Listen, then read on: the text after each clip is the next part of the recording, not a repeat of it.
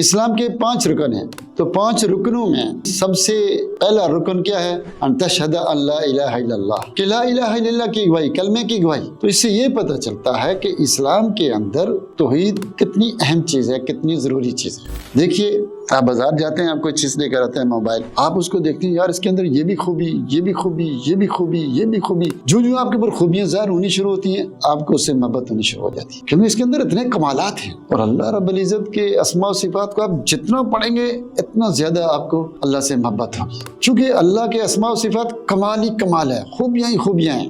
ایک دن ایک آدمی مجھ سے بحث کرنے لگا کہ مردے زندہ ہوتے ہیں۔ میں نے کہا قرآن میں اللہ کہتا ہے کیف تکفرون باللہ وکنتم امواتا فیحییکم ثم یمیتکم ثم یحییکم، کہ اللہ تمہیں ابھی زندگی دی ہے، پھر تمہیں مارے گا، پھر تمہیں قیامت کے دن زندہ کرے گا۔ میں نے کہا اگر قبروں میں یہ زندہ ہی ہے تو زندہ کس کو کرے گا؟ اللہ تعالیٰ مردوں کو زندہ کرے گا نا، لیکن ہے قبروں کے اندر زندہ، تو وہ زندہ کس کو کرے گا؟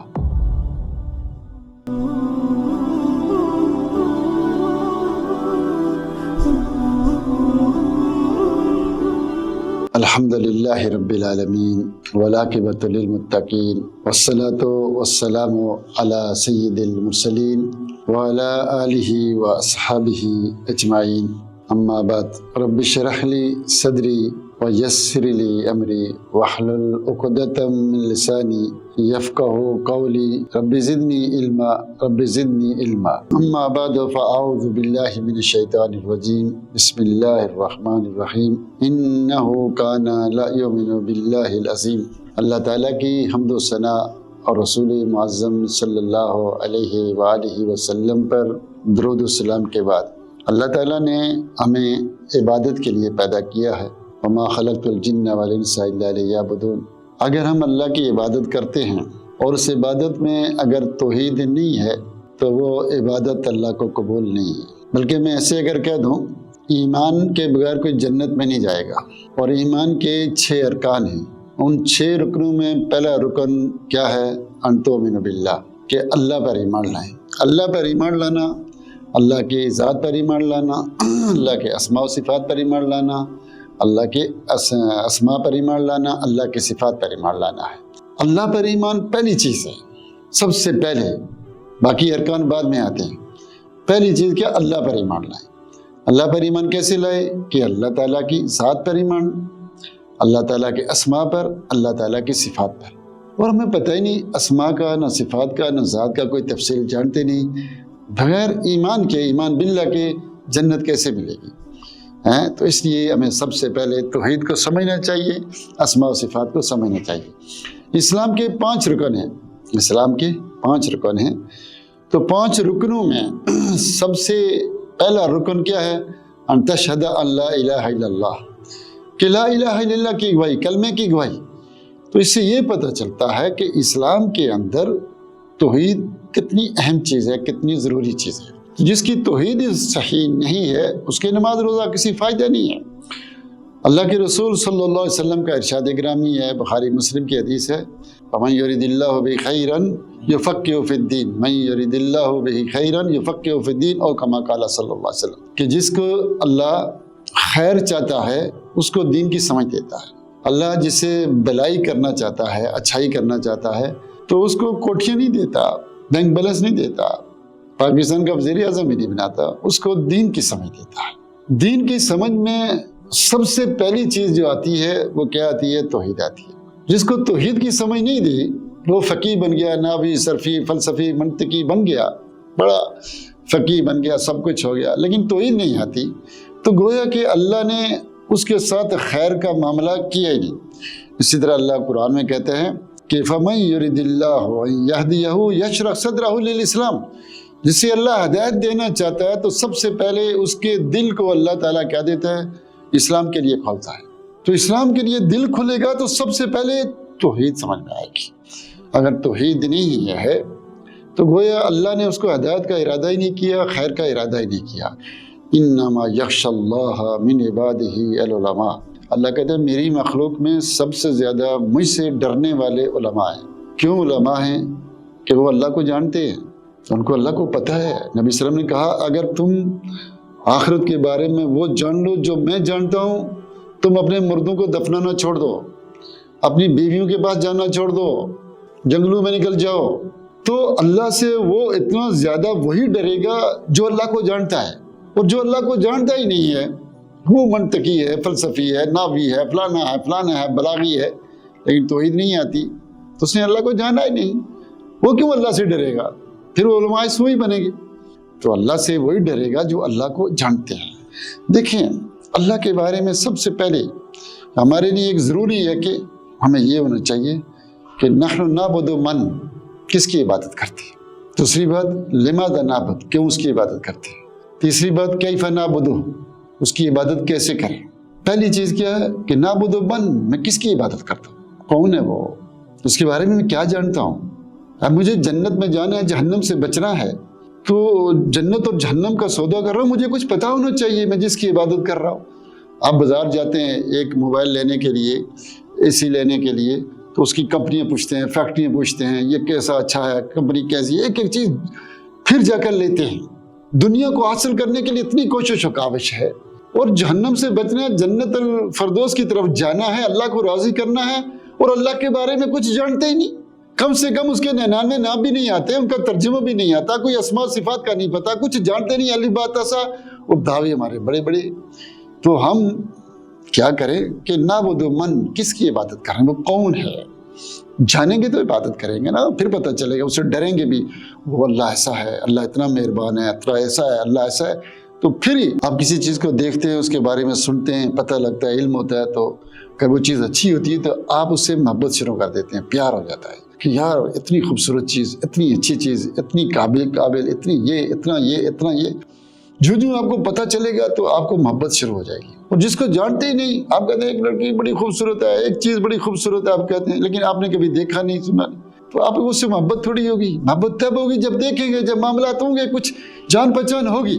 اللہ کے بارے میں ہم جاننا چاہتے ہیں، کیسے جانیں؟ جاننے کے لیے سب سے پہلا طریقہ قرآن و سنت کو پڑھیں اور اسماء و صفات کو پڑھیں۔ اسماء و صفات ہم درسوں میں بھی نہیں پڑھاتے، عوام کو بھی نہیں بتلاتے، تو اللہ سے محبت کیسے ہوگی؟ حدیث میں آتا ہے نا کہ اللہ کی ایسے عبادت کرو، ان تعبد اللہ کانک تراہ، اللہ کی ایسے عبادت کرے جیسے آپ اللہ کو دیکھ رہے ہیں۔ وَإِن لَمْ تَرَوْا فَهُوَ يَرَاكَ، اگر آپ اس کو نہیں دیکھ سکتے، یہ کیفیت نہیں بنتی، تو کم از کم وہ تمہیں دیکھ رہا ہے۔ جیسے آپ کا استاد دیکھ رہا ہو تو آپ کیسے بڑے اچھے ہو کر بیٹھیں گے، کم از کم یہ تو ہو نماز کے دوران، عبادت کے دوران، کہ میرا رب مجھے دیکھ رہا ہے۔ لیکن یہ چیز نہیں بنتی کیونکہ ہم اللہ کو جانتے نہیں۔ جب میں آپ کو بتاؤں گا کہ چل کر اسماء و صفات کا معنی، کہ رحمان کا معنی کیا ہے، رحیم کا معنی کیا ہے، رب کا معنی کیا ہے، الہ کا معنی کیا ہے، تو آپ حیران ہو جائیں گے۔ دیکھیے، آپ بازار جاتے ہیں، آپ کوئی چیز لے کر آتے ہیں، موبائل، آپ اس کو دیکھتے ہیں، یار اس کے اندر یہ بھی خوبی، یہ بھی خوبی، یہ بھی خوبی، یہ بھی خوبی، جو آپ کے اوپر خوبیاں ظاہر ہونی شروع ہوتی ہیں، آپ کو اس سے محبت ہونی شروع ہو جاتی ہے، کیونکہ اس کے اندر اتنے کمالات ہیں۔ اور اللہ رب العزت کے اسماء و صفات کو آپ جتنا پڑھیں گے اتنا زیادہ آپ کو اللہ سے محبت ہوگی، چونکہ اللہ کے اسماء و صفات کمال ہی کمال ہے، خوبیاں ہی خوبیاں ہیں۔ جتنا پڑھیں، جیسے سونے کو جتنا ایسے کرو رگڑو اور چمک نکلتی ہے۔ تو جب آپ اسماء و صفات کو پڑھیں گے، پھر آپ اللہ کو جانیں گے، پھر آپ کو پتہ چلے گا کہ اللہ کون ہے، پھر آپ اس سے محبت بھی کریں گے، اس سے ڈریں گے بھی۔ جب آپ جانتے ہی نہیں ہیں، اللہ کو پتہ ہی نہیں ہے، تو اس سے کیوں ڈریں گے آپ؟ کیوں اس سے محبت کریں گے؟ کیوں آپ اللہ کے ڈر سے برائیاں چھوڑیں گے؟ کیوں اللہ کی محبت میں نیکیاں کریں گے؟ یہ تب کریں گے جب آپ اللہ کو جانیں۔ اور اللہ کو جاننے کا طریقہ کیا ہے کہ آپ اللہ تعالیٰ کے اسماء و صفات کو پڑھیں، اللہ تعالیٰ کی توحید کو پڑھیں۔ توحید تو یہی ہے نا، احد یہ بھی اللہ کی ایک صفت ہے، واحد یہ بھی اللہ کا نام ہے، الہ بھی، رب بھی، رحمان، غفور، غفار، یہ سب اللہ کے نام ہیں۔ آپ پڑھیں ان کا معنی کیا ہے، مفہوم کیا ہے وہ چیز۔ تو میرے بھائی، اس لیے ہمیں اسماء و صفات کو پڑھنا چاہیے، توحید کو سب سے پہلے پڑھنا چاہیے، اپنے بچوں کو سکھانا چاہیے۔ ہم کہتے ہیں یہ بہت مشکل موضوع ہے، کسی کی سمجھ میں نہیں آتا، ہمیں نہیں آتا، ہم کہتے ہیں کسی کو نہیں آتا، نہ بیان کرتے ہیں، نہ کوئی سنتے ہیں، نہ کوئی اہتمام کرتے ہیں۔ تو اس لیے ہم کس کی عبادت کرتے ہیں؟ اللہ کی کرتے ہیں۔ تو وہ اللہ کون ہے، کیا ہے، اس کی صفات کیا ہیں، اسماء کیا ہیں، کہاں ہوتا ہے؟ لوگ اس کے بارے میں کیا غلط باتیں کرتے ہیں کہ ہر چیز میں اللہ ہے، ہر چیز کے ساتھ اللہ ہے، اللہ عرش کے اوپر ہے، مخلوق سے جدا ہے، پردوں کے پیچھے ہے، اپنی ذات و صفات کے لحاظ سے وہاں ہے۔ تو ہم اللہ کے بارے میں کچھ جانیں تو صحیح۔ دوسری بات یہ ہے کہ لماذا نعبدہ، ہم اس کی عبادت کیوں کرتے ہیں؟ ہم اس کی عبادت اس لیے کرتے ہیں 3 وجہ سے۔ ایک وجہ یہ ہے کہ بے کمال ہی، کہ اللہ رب العزت اتنا با کمال ہے، اتنا خوبصورت ہے، اتنا اچھا ہے کہ ہمارا حق بنتا ہے کہ اس کی تعریفیں کریں۔ لیکن ہمیں کہتے ہیں یار ہم ایک چیز کی دیوار کی قالین کی تعریف شروع کر دیتے ہیں، موبائل کی دیوار کی، یار اتنی بڑی خوبصورت ہے، وہ ہمیں دیتی کچھ نہیں ہے، لیکن اس کے حسن اور خوبیوں کی وجہ سے اس کی تعریف کرتے ہیں۔ جس اللہ نے اتنے انسان بنائے، یہ ساری مخلوق بنائی، اس کی خوبیاں کیا ہے؟ جب وہ پڑھتے ہیں حیران رہ جاتے ہیں۔ تو قرآن و سنت کو پڑھیں گے اللہ کے بارے میں، وہ خلاق کیا ہے، کیسے کیسے، انسان کی عقل حیران رہ جاتی ہے۔ ایک انسان کے اندر جب تحقیقیں شروع ہو جاتی ہیں، یہ دماغ کیسے بنا، یہ معدہ کیسا بنا، یہ آنکھیں، کوئی بنا ہی نہیں سکتا، ہوا اللہ جیسا، اللہ خالق ہے۔ تو پھر کیا ہوتا ہے کہ اس کی کمال کی وجہ سے اس کی تعریف ہے، اس کی عبادت کرنی چاہیے۔ دوسری یہ شکر، کہ جو کچھ مخلوق کے پاس ہے اللہ کا دیا ہوا، کسی کا ذاتی کچھ نہیں، تو بندے کا حق ہے کہ اللہ کی نعمتوں کا شکر ادا کرے، کفر نہ کرے۔ تو ہمیں اللہ کی عبادت کرنی چاہیے، اللہ کا شکر ادا کرنا چاہیے، جس نے ہمیں یہ وجود بخشا، یہ زندگی بخشی، یہ سب کچھ سانس لے رہے ہیں۔ تو اللہ تعالیٰ ہمیں اتنی نعمتیں دی ہیں، تو جزا کیا ہے؟ الجزاء الاحسان الا الاحسان، کہ ہم اللہ کا شکر ادا کریں، اللہ کی نعمتوں کا، اس لیے اللہ کی عبادت کریں۔ تیسرا یہ کہ اس دنیا میں بے شمار مشکلات ہیں، ان مشکلات کو دور کرنے کے لیے اور بے شمار ہماری حاجات ہیں، حاجات کو پورا کرنے کے لیے ہمیں اللہ کی عبادت کرنی چاہیے، چونکہ ان مشکلات کو اللہ کے سوا کوئی دور نہیں کر سکتا، اور ان حاجات کو اللہ کے سوا کوئی پورا نہیں کر سکتا۔ دنیا اور آخرت میں ہمارے لیے مشکلات ہیں، تو ہمیں اللہ کی عبادت کرنی چاہیے۔ اب دیکھیں ہماری سب سے بڑی مشکل کیا ہے؟ کہ جہنم سے بچ جائیں، جنت میں چلے جائیں، یہ حاجت ہے۔ کہ اللہ کے علاوہ کوئی ہے جو ہمیں جہنم سے بچائے اور جنت میں ڈال دے؟ کوئی نہیں۔ تو ہم اللہ کی عبادت کیوں کرتے ہیں؟ کہ اللہ راضی ہو جائے، ہمیں جہنم سے بچائے، جنت میں ڈال دے۔ تو ہمیں اس لیے اللہ کی عبادت کرنی چاہیے۔ لوگ لات و منات و عزا بتوں کی قبروں کی عبادت کرتے ہیں، ہم کہتے ہیں ان کی نہیں کرو، یہ تمہاری مشکلات دور نہیں کریں گے، حاجت پوری نہیں کریں گے۔ اب مکے کے مشرکین اور آج کے مشرکین قبروں پر جا کر جانور ذبح کرتے ہیں، روتے ہیں، منت کیوں ہو؟ کہتے ہیں بابا ہماری مشکل دور ہو جائے، ہماری حاجات پوری ہو جائے۔ اس لیے جاتے ہیں نا مزاروں پر، وہ بھی بتوں کے پاس اس لیے جاتے تھے کہ ہماری مشکلیں دور ہوں، حاجتیں پوری ہوں۔ تو اللہ نے نبیوں کو بھیجا، رسولوں کو بھیجا، کتابوں کو اتارا اور کہا ان کو بتاؤ یہ مشکلیں دور نہیں کرتے، یہ حاجتیں پوری نہیں کرتے، ان کی عبادت نہ کرو، اس اللہ کی کرو، وہ مشکلیں دور کرتا ہے، وہ حاجتیں پوری کرتا ہے، وہ تمہیں جہنم سے بچائے گا۔ یہ بابے، یہ پیر فقیر کوئی نہیں بچائے گا، انبیاء بھی ڈرے ہوئے ہوں گے۔ تو کسی میں اتنی جرأت نہیں ہے کہ وہ یہ کام کر سکے۔ تو آپ جنت میں جانے کا، اللہ کو راضی کرنے کا طریقہ کہ اللہ کی عبادت کرنا ہو۔ پھر تیسری چیز کیا ہے؟ کیف نعبد، ایک تو یہ ہے کہ صرف اسی ہی کی عبادت کریں، دوسری چیز کہ اس کی عبادت ایسے کریں جیسے اس کے رسول نے بتلایا، جیسے قرآن و سنت میں ہے، جیسے صحابہ نے کی، بس اس کی عبادت ایسے کرنی ہے، اپنی مرضی سے نہیں۔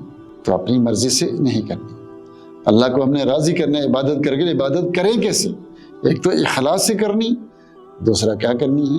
اس طریقے سے کرنی ہے جیسے محمد صلی اللہ علیہ وسلم نے کی، وہی عقیدہ جو صحابہ کا، جو قرآن و سنت میں، وہی بنانا ہے۔ ہم لوگ بڑی عجیب عجیب باتیں کرتے ہیں۔ ایک دن ایک آدمی مجھ سے بحث کرنے لگا کہ مردے زندہ ہوتے ہیں۔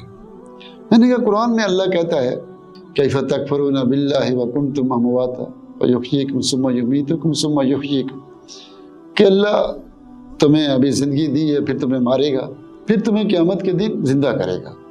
میں نے کہا اگر قبروں میں یہ زندہ ہی ہے تو زندہ کس کو کرے گا؟ اللہ تعالیٰ مردوں کو زندہ کرے گا نا، لیکن ہیں قبروں کے اندر زندہ، تو وہ زندہ کس کو کرے گا؟ یعنی قرآن و سنت کی نہیں مڑنی، اپنی مرضی کے عقیدے بنائے ہوئے ہیں، اپنی مرضی کی سوچیں بنائی ہوئی ہیں، بالکل ایک تماشا بنایا ہوا۔ میں الگ الگ ان چیزوں پہ انشاءاللہ بات کروں گا، ابھی صرف ایک سگنل دیتا ہوں۔ تو بہرحال ہمیں کیا کرنا ہے؟